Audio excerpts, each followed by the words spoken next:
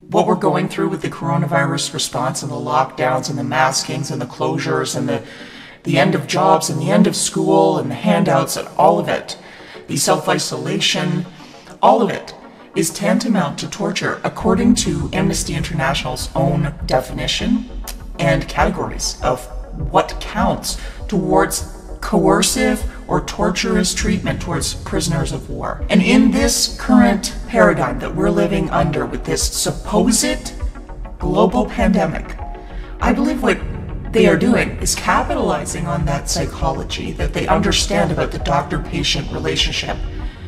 And they are making us all into patients and treating us accordingly. This, of course, is another method of torturing someone. This should be definitely against the Geneva Conventions. It should be against any form of human decency to treat someone who is not sick as if they are sick. There are psychological conditions named for that. One of them is Munchausen syndrome by proxy, where a parent gets so much control and so much attention from having a sick child that the parent makes the child sick by giving them little doses of poison or via other methods. This seems to me what's happening on a gigantic scale with the coronavirus response. The article begins, "There is one place in which one's privacy, intimacy, integrity, and inviolability are guaranteed: one's body. The process of chronic disease invades, defiles, and desecrates this shrine. It does so publicly, enhancing the sufferer's sense of helplessness and utter humiliation. Hence the all-pervasive, long-lasting, and frequently irreversible effects and outcomes of long-term, intractable illness. The medical system, the medical tyranny, the techno-fascists, that's the final frontier for them. They want to conquer our body. They want to conquer our minds. In a way, the torture victim's own body is rendered his worst enemy. It is corporeal agony that compels the patient to mutate, his identity to fragment, his ideals and principles to crumble. The body becomes an accomplice of the affliction, an uninterruptible channel of communication, a treasonous, poisoned territory." They are considering all of us patients now. They are asking us to behave as if we are contagious, as if we are broken, as if we are dangerous, and this is all done publicly, like he says in this paragraph, even though we are not actually sick. The powers that be are invading our body with their healthcare. They are asking us to demonstrate, wear masks, use hand sanitizer, get in line, stay 6 feet away from each other. And look what he says happens. Our identities fragment. We mutate. Our ideals and principles crumble. And who hasn't felt that happening around them? Everybody is under at least low-grade stress, if not starting to break from the extreme psychological manipulation they're putting us through, along with, of course, the economic stuff, the financial stuff, the interpersonal stuff, social stuff, and real health concerns that are either being overblown or ignored. They're locking us into this dance that a chronically ill person has with the medical system, the helpless relationship, the dependent relationship that they have with that system. It fosters a humiliating dependency of the abused on medicines, doctors, and bureaucracies. The impersonal character of modern healthcare objectifies the patient, further adding to his or her alienation. As he sees it, he is rendered bestial not by the inadequacies of society and medicine, but by his own flesh. I certainly see that happening. The objectification of people, it's near complete now. We are alienated from our bodies because we are not sick, yet we must behave as if we are. We're being degraded. We're being dehumanized. We are being rendered bestial, where our main concerns now, whether we really realize it or not, are survival-based. And we are getting to see one another as if we're dangerous or enemies or competitors, instead of being more or less brothers and sisters in our countries and in our communities. It's tragic what they're doing. And it goes along with the Amnesty International report on torture's description of torture, where they described Biederman and his study of prisoners of war. And he said that the Chinese and the communists were not magic when they broke the prisoners. They weren't using any special techniques. They were just inducing the 3 Ds: dependency, debility, and dread.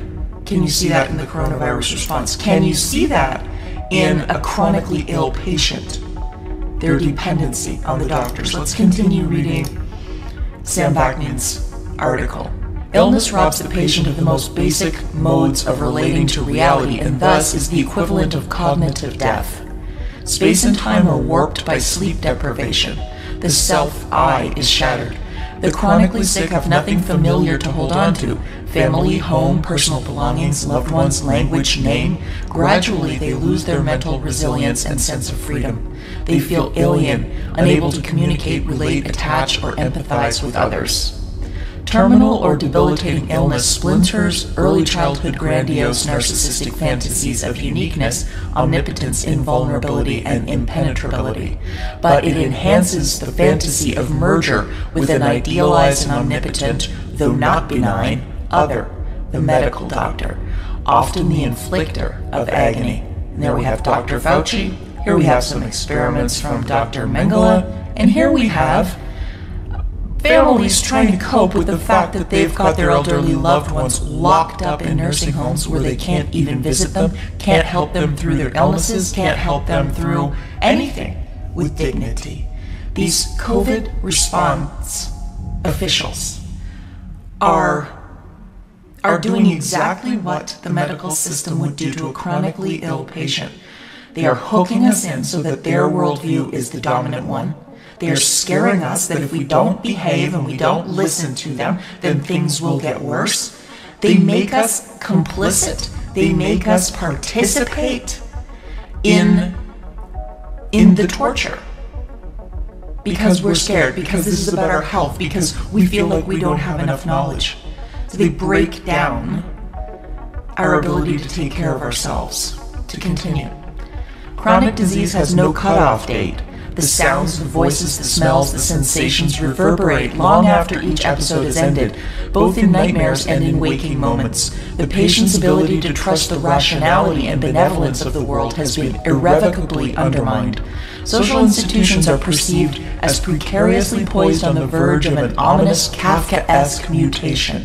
Nothing is either safe or credible anymore. Surely, you can see the obvious way that is playing out in all of our lives now. All of us dependent on this system that isn't making any sense. And it's very precarious. We don't know what they're going to do next.